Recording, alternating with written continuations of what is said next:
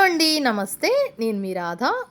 ఇది మూడో భాగం అనమాట. 1, 2, 3 అని పెడదామనుకున్నాను. నిన్న గ్రహణం రోజు. కొంచెం కాళ్ళు పెయిన్‌గా ఉండి నేను జస్ట్ అలా చేసుకుంటున్నానని చెప్పాను కదా! పెడిక్యూర్ లాగా. ఆ డ్యూటీ అయిపోయిందనమాట. వచ్చేస్తున్నానింకా. బాగా వర్షం పడుతోంది. మా హస్బెండ్ రాలేదు నన్ను తీసుకువెళ్ళటానికి. చూస్తున్నారా వర్షం నైట్ టైమ్ కనిపించట్లేదనమాట. నేనింకా ఊబర్ బుక్ చేసుకొని వచ్చేసాను. మా హౌస్ డీమార్ట్ దగ్గరే గాబట్టి, ఇంకా ఊబర్‌లో వచ్చేసాను. చాలా కూల్‌గా ఉంది. చాలా బావుంది. ఆటో కూడా అటు ఇటు తడిచిపోయిందనమాట. మధ్యలో సీటే ఖాళీగా ఉంది కొంచెం పొడిగా. అక్కడే కూర్చున్నాను.